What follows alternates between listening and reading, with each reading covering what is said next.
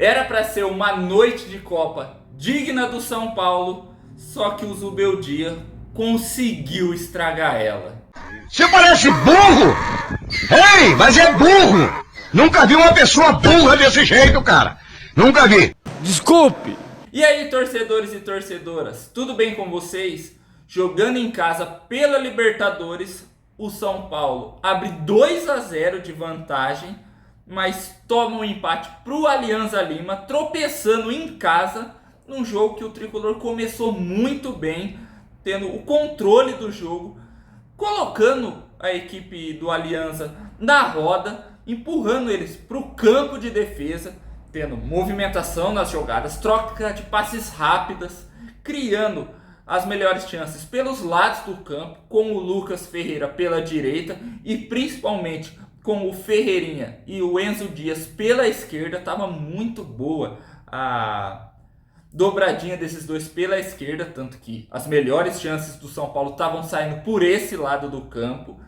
E o São Paulo teve boas chances, teve com o Luciano, com o Caleri, só que estava faltando sorte na finalização e na última parte da jogada para o São Paulo conseguir abrir o placar do jogo, coisa que sobrou para o Ferreirinha aos 34 minutos, na jogada individual, passar pelo marcador e marcar um golaço, abrindo o placar do jogo para o Tricolor e marcando seu primeiro gol do ano e indo comemorar ele no escudo do São Paulo, fazendo a torcida no Morumbi explodir.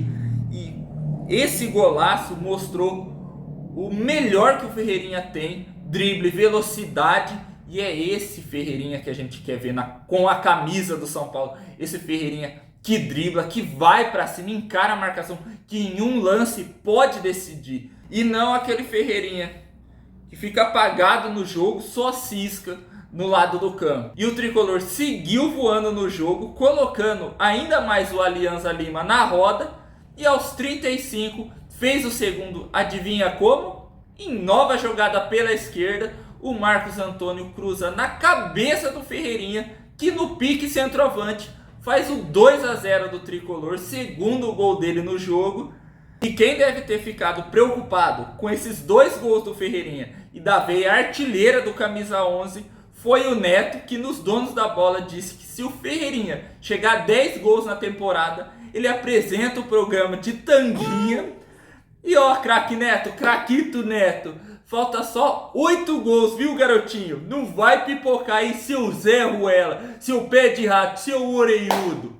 E depois desse segundo gol do Ferreira, o São Paulo controlou o jogo e administrou o resultado, já que o Alianza Lima não oferecia perigo. Eles só tiveram 2 boas chances no segundo tempo, num chute do Barcos que acertou o travessão e em outro chute que o Rafael defendeu. E é um time deles, é limitado, não foi um time que levou tanto perigo. E o ponto forte dos caras, que era a bola parada, que é a bola parada, melhor dizendo, eles também não levaram perigo, porque a marcação do São Paulo foi muito bem, pelo menos no primeiro tempo.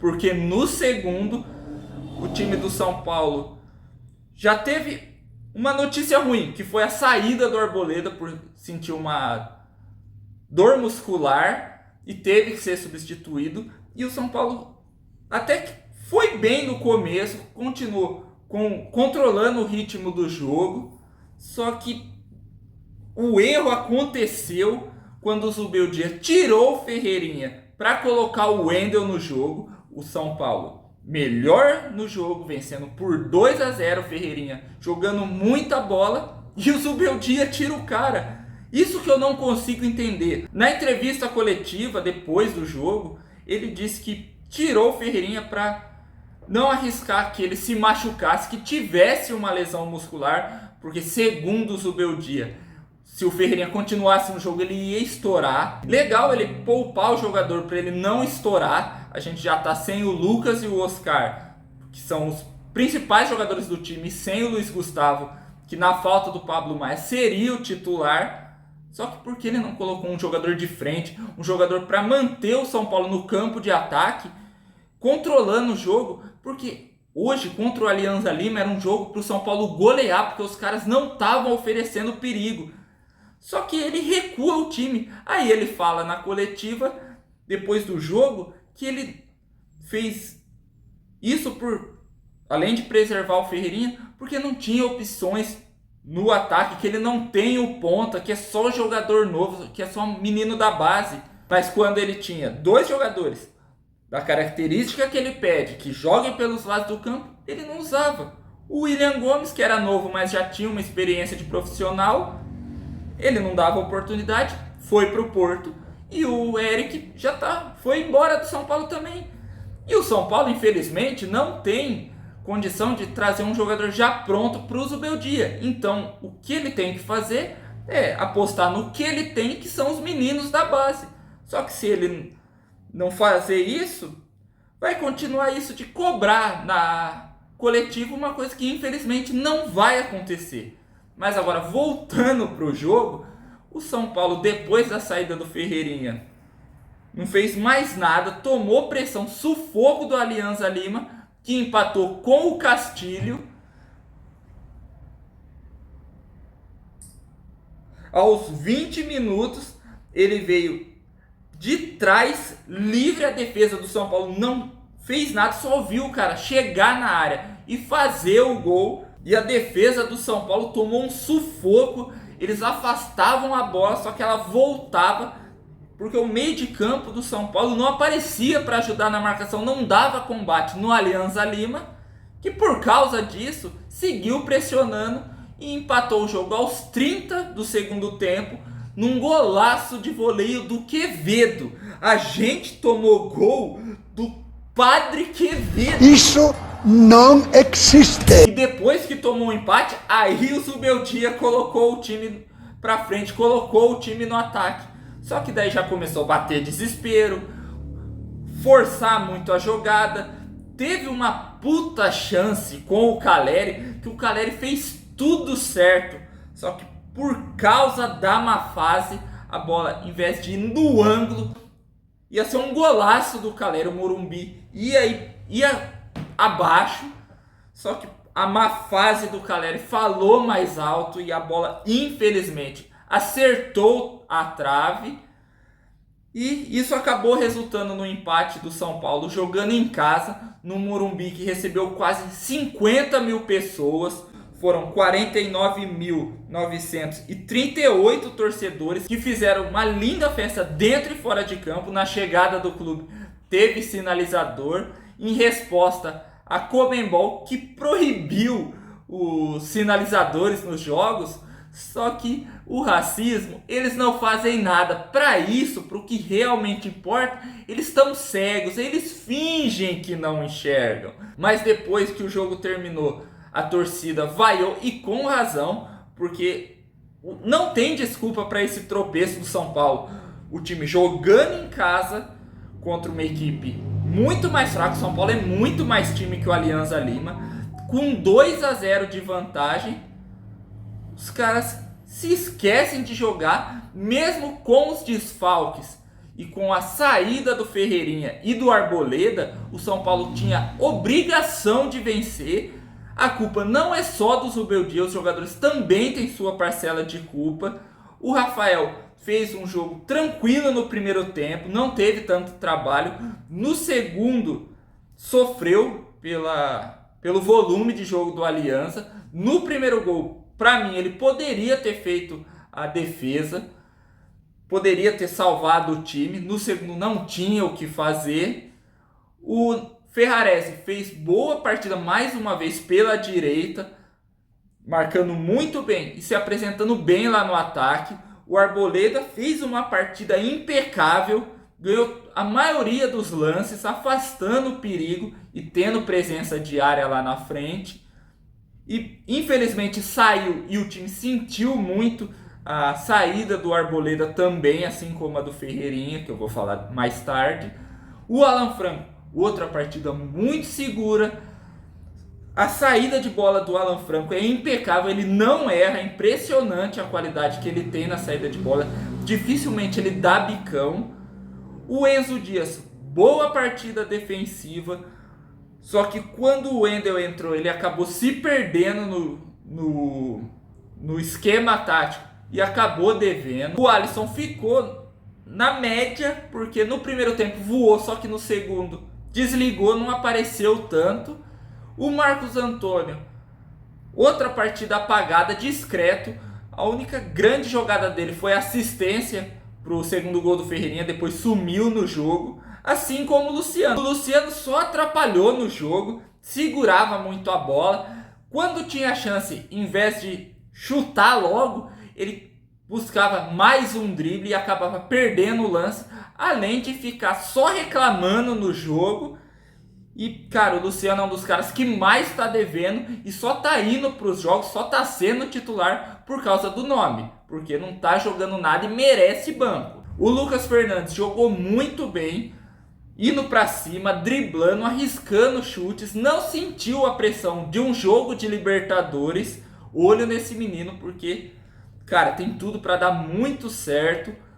O Caleri correu, buscou o jogo, teve suas chances, a melhor delas, volto a falar, ele fez tudo certo, e que a má fase, infelizmente, falou mais alto para o nosso camisa 9. O Ferreirinha foi o melhor jogador do São Paulo no jogo, os 2 gols, e sendo o Ferreirinha que a gente espera. Para mim, eu não teria tirado ele do jogo, eu teria deixado ele mais um tempo, e se jogar mais vezes assim, vai ser titular absoluto do São Paulo, porque ele tem a característica que mais falta para o time do São Paulo, principalmente na ausência do Lucas, que é esse escape do time, o jogador de velocidade do drible. Dos que entraram, o Juan foi muito mal, ele deixou o miolo de zaga perdido, o Alan Franco sofreu muito com ele. Mais uma vez o Juan deixa a desejar, fica devendo. O Wendel entrou no lugar do melhor jogador do São Paulo e não conseguiu jogar, muito apagado, e ainda atrapalhou o Enzo Dias na esquerda. O Matheus Alves jogou muito bem, se movimentando, buscando a jogada, buscando a tabela jogada com o Lucas Fernandes. Legal, arriscou chutes de fora da área, teve uma boa chance no finalzinho do jogo. É outro menino da base que vem recebendo chance e parece que está aproveitando elas. Olho nele também. O André Silva entrou já no desespero e a bola infelizmente não chegou nele. E o Cedric, eu sinceramente não sei por que entrou, porque o Ferrarese não mostrava sinal nenhum de cansaço. E para falar do Zubeldia, eu começo dando a ele o título de ruim de serviço. O troféu foi dele, porque ele é o grande responsável por esse tropeço do São Paulo no jogo. O time estava com o jogo na mão, 2-0 contra um time mais fraco. Ele recua o time, ele deixa de jogar e toma uma pressão. E a hora que ele vê que a merda tá feita, que ele toma o empate, aí ele joga o time pra frente. Não existe isso, por isso que a torcida critica e hoje mais uma vez pediu a demissão dele. É por causa dessas atitudes. Se ele tivesse colocado o jogador de frente, o São Paulo não teria, eu tenho certeza, o São Paulo não teria tomado o empate, teria goleado. Mas agora fica no campo do e se. E se o Zubeldia não tivesse sido covarde no jogo? O Zubeldia assumiu a culpa dele, só que é o mínimo que ele tem que fazer, porque a grande parte desse tropeço do São Paulo, eu volto a falar, é culpa dele. E agora o São Paulo se prepara para enfrentar o Cruzeiro no Morumbi em busca da primeira vitória no Brasileirão. E é isso, pessoal, eu vou ficando por aqui. Se vocês gostaram do vídeo, dá um like, se inscreve no meu canal, ativa o sininho para não perder nenhuma novidade, compartilhem o vídeo se vocês puderem. Vocês fazendo isso me ajudam muito a engajar. O YouTube entende que vocês estão gostando do vídeo e recomenda ele para mais pessoas, e eu vejo que eu tô no caminho certo. Então, bora me dar essa força. Também comentem o que vocês acharam desse tropeço do São Paulo, o que vocês esperam para o jogo contra a Raposa. Vamos bater um papo legal. Também não se esqueçam de me seguir nas minhas redes sociais, elas vão estar aparecendo aqui na tela e o link vai estar na descrição, junto com o link do Insta do Bigode, que agora é o JG Esportes 1.0. O nome mudou, mas a qualidade das camisas continua igual, assim como o preço, que é muito acessível, e quanto mais camisas você compra, melhor o preço é. Então corre lá no Bigode pedir sua camisa, tipo essa aqui do São Paulo da temporada 2024, a primeira da New Balance. E não se esqueçam de dizer ao Bigode que conheceram ele através de mim, para eu ter uma moral quando for comprar minhas camisas. E é isso, galera, até o próximo jogo, valeu, falou, e um abraço aos torcedores e torcedoras do São Paulo e das outras equipes. Tamo junto!